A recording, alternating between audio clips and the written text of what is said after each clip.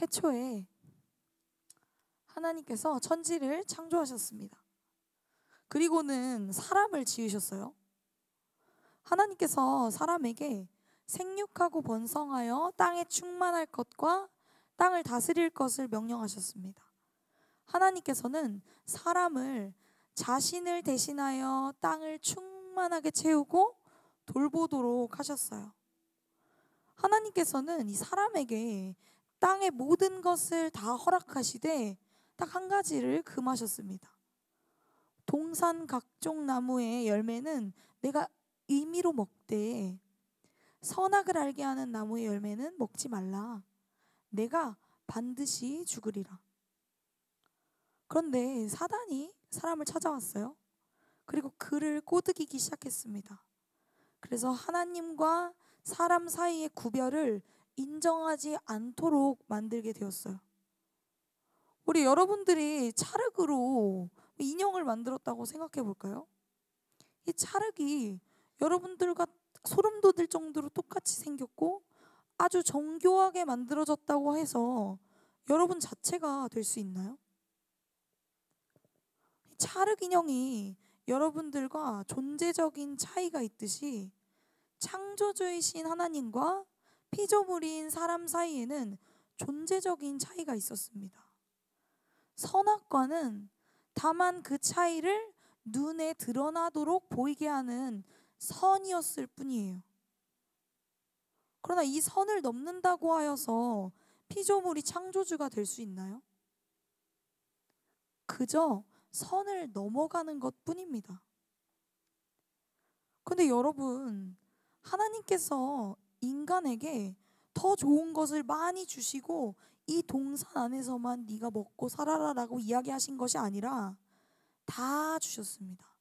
손바닥만한 동산의 관리인으로 세우신 것이 아니라 이 모든 땅과 모든 것들을 하나님을 대신하여 대리 통치할 수 있는 대리 통치자로 세워주신 것이죠.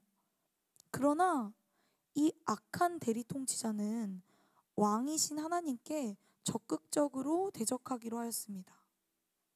그렇게 왕의 명령에 불순종하고 자신이 왕이 되고자 하였습니다. 그러나 아까도 이야기하였듯이 피조물은 태생적으로 창조주가 될 수 없어요. 그저 바라기였을 뿐이죠. 감히 가질 수도 없었던 것을 탐낸 인간의 교만으로 말미암아 인간 가운데 죄가 들어오게 됩니다. 이것이 바로 우리 안에 뿌리 내린 원죄라는 것이죠. 로마서 말씀에 따르면 이로 말미암아 의인은 없으되 단 하나도 없게 되었습니다. 인간은 영원한 하나님의 대적이 되었어요. 오늘의 본문을 살펴보면 이 죄로 말미암아 인간은 정말 죽어버렸어요. 영적으로 죽어서 하나님과의 단절을 맞이하게 되었고 저주를 받게 되었습니다. 우리가 함께 읽지는 않았지만 창세기의 말씀을 살펴보면 이 여자들은 이제 수고하여 고통 중에 자녀를 낳게 되었고 남편과 주도권 경쟁을 계속하게 하게 되었어요. 돕는 자로서 지어져서 함께 아름답게 한 몸을 이루어갈 수 있었는데 이제는 저주를 받게 되어 평생을 권위 다툼을 하게 되었고 이에 대하여 남편들은 폭력적이고 강압적인 방법으로서 여자들을 제재하게 되었습니다. 인간의 죄로 말미암아 또 모든 피조 세계 또한 저주를 받게 되었어요. 땅이 저주를 받아서 그로 말미암아 남자는 평생의 수고함으로 말미암아 소산을 먹을 수 있게 되었어요. 심지어 그의 평생 땅은 가시덤불과 엉겅퀴를 계속해서 내게 되었습니다. 땀을 흘려야지만 먹을 것을 얻을 수 있게 되었어요. 모든 것을 다 가지고 임의로 먹을 수 있었던 자들이 하나님 안에서 살아가며 자유롭게 누릴 수 있었던 자들이 이제는 저주를 받아 수고하여도 원하는 것을 채우지 못하는 인생을 살게 되었습니다. 이 저주는 인간들이 죽을 때까지 계속되게 되었어요. 흙으로 돌아갈 때까지 이 수고로움을 지속할 수밖에 없게 되었습니다.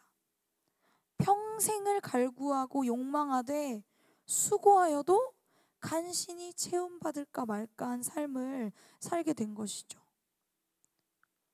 죽을 때까지 이 괴로움이 계속되게 되었다라고 하였죠.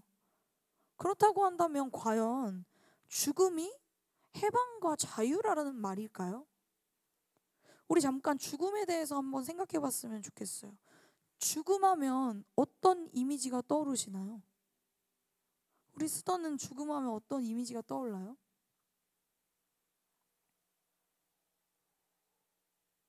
죽음. 조금 더 생각해 봐야 될 것 같아. 그러면 우리 찬민이는 죽음하면 어떤 이미지가 떠오르죠?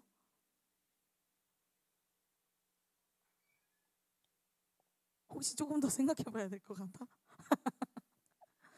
죽음 했을 때 아름다움, 밝음, 기쁨, 행복함, 벚꽃색의 핑크 이런 것들이 떠오르시는 분들이 혹시 있으신가요?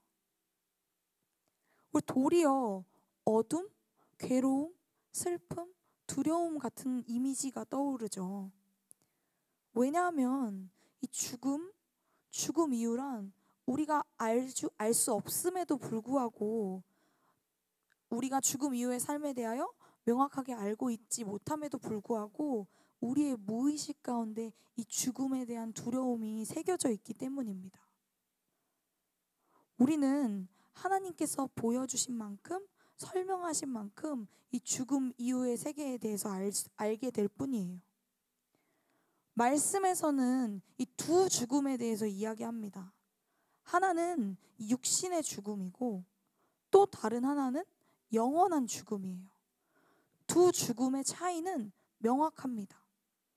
육신의 죽음은 반드시 모든 사람들이 피할 수 없고 영원한 죽음은 피할 수 있는 방법이 있습니다.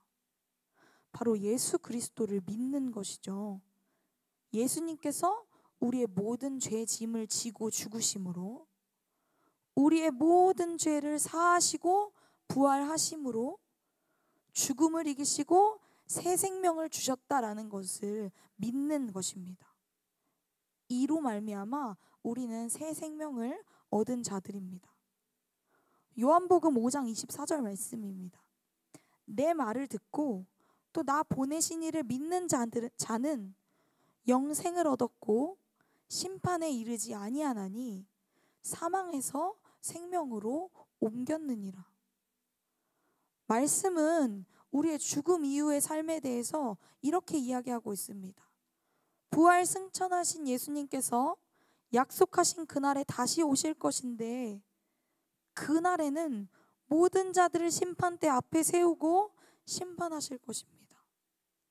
그러나 예수를 믿음으로 이미 영원한 생명을 얻은 자들은 그날에 심판의 대상이 되는 것이 아니라 자유함과 영원한 생명을 확증받게 되는 것이고 이 불신자들은 영원한 죽음 가운데로 나아가게 되는 것이죠.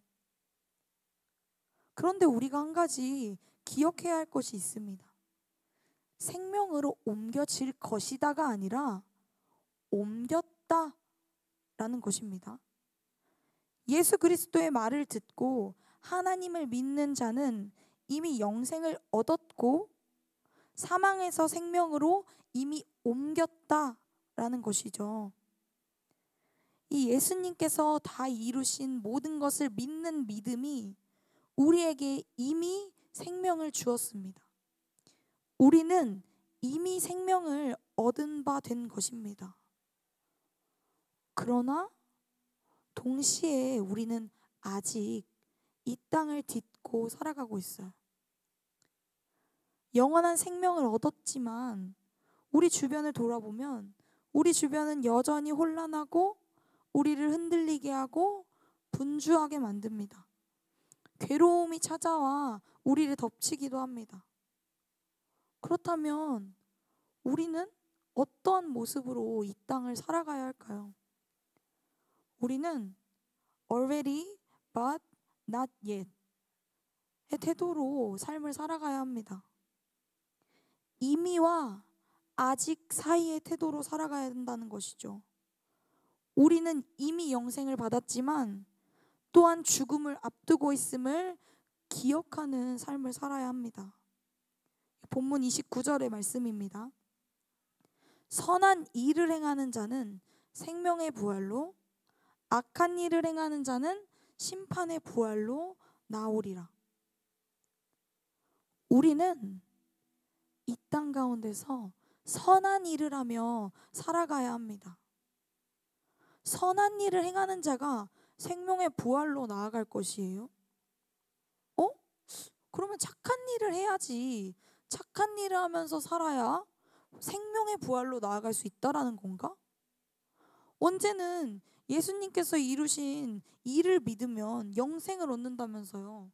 근데 왜 지금은 선한 일을 행해야만, 착한 일을 행해야만 이 영생의 부활로 나아갈 수 있다라고 이야기하죠? 우리는 오직 예수님을 믿음으로 영생을 얻습니다. 그러나 여러분 기억해야 할 것은 예수님을 믿는 사람의 삶에서는 필연적으로 믿음의 모습이 나타나게 된다라는 것입니다. 여러분 캄캄한 방에, 어두운 방에 어둡게 불이 꺼져 있는데 한 방에 이렇게 불이 켜진 채로 방문이 닫혀 있으면 그 문틈 사이로 빛이 비쳐나오는 것이 보이지 않나요? 그렇듯이 그리스도를 믿는 사람들은 필연적으로 그리스도인으로서의 모습이 드러날 수밖에 없다라는 것입니다. 우리가 큰 병을 앓았다고 한번 가정해 볼까요? 큰 병으로 진짜 죽을 위기 가운데 있었는데 몸이 갑자기 기적적으로 회복되어서 낫게 되었습니다. 그렇다면 그 다음에 여러분들의 인생은 어떻겠어요? 다시는 병이 재발하지 않도록 주의하며 살겠죠. 이와 마찬가지입니다. 죽음에서 부활을 맛본 자는, 새 생명을 맛본 자는 필연적으로 삶 가운데에서 그 모습이 드러날 수밖에 없다라는 것입니다. 29절에서 말하는 선한 일이란 단순히 도덕적이고 착한 것이 아니라 믿음의 열매를 맺는 삶을 살아가라라는 것입니다. 삶 가운데 하나님의 기쁘신 뜻을 따르며 굳이를 따라가는 삶입니다. 세상의 풍조와 물결을 따라가는 것이 아니라 거슬러 올라가는 삶입니다. 그런데 사실 쉽지 않죠. 이 세상 가운데 굳이 내가 그렇게까지 해야 돼? 굳이 내가 그렇게까지 낮아져야 해? 라는 하는 삶을 살아가기란, 그리고 세상의 흐름을 따라가지 않고 거슬러 올라가려고 하는 삶을 살아가기란 아주 많이 힘이 드는 일입니다. 그러나 그때 우리가 떠올릴 분이 있습니다. 우리에 앞서서 굳이의 삶을 살아가신 분, 바로 예수님입니다. 오늘은 부활 주일이에요. 이 부활이란 단순히 그냥 죽었다가 살아났다가 아닙니다. 부활이란 죽음이라는 세력과 적극적으로 싸워서 승리하셨다라는 뜻입니다. 죄로 말미암아서 죄의 종이 되어 죽음에게 매여 있었던 우리를 구해내기 위해서 예수님께서 친히 죽음 아래로 들어가셔서, 그럴 필요가 없으신 분이 굳이 죽음의 세력 아래로 들어가셔서 죽음을 무찔러 우리를 구원해 내신 것입니다. 구원이란 바로 이 예수님의 적극적인 승리입니다. 이로 말미암아 이 부활의 생명이 우리에게도 주어졌습니다. 죽음의 세력은 무너졌고 우리는 이제 이미 예수님의 부활의 생명을 함께 누리고 있습니다. 그러나 기억해야 할 것은 우리는 여전히 또 육신의 죽음을 앞두고 있죠. 그러므로 여러분들이 살아서 선한 행동을 할 수 있는 동안, 믿음의 열매 맺는 행동을 할 수 있는 동안 최선을 다하여 선한 일을 행하는 삶을 살아가시기를 바랍니다. 여러분의 믿음을 삶의 모습으로 드러내는 삶을 살아가기를 원합니다. 적극적으로 구지의 자리를 찾아서 내려가고 물결을 거슬러 올라가 보기를 선택해 보세요. 우리가 어떠한 것들을 선택해 볼 수 있을까요? 여러분들이 스스로 한번 깊이 생각해 보시기를 바랍니다. 우리 사랑하는 고등부 공동체 여러분, 부활 주일입니다. 우리가 이 부활의 의미를 다시 우리 마음 깊이 새기며 나아가는 공동체가 되기를 원합니다. 부활하심으로 죽음을 이기신 주님을 깊이 묵상합시다. 이 예수 그리스도의 말씀을 듣고 우리가 하나님을 믿을 때 우리에게 영원한 생명을 허락해 주신 주님을 마음 깊이 묵상합시다. 그러므로 우리의 삶 가운데 우리 믿음의 선한 일을 행해 나가는 우리 고등부 공동체가 되시기를 예수 그리스도의 이름으로 간절히 소망합니다.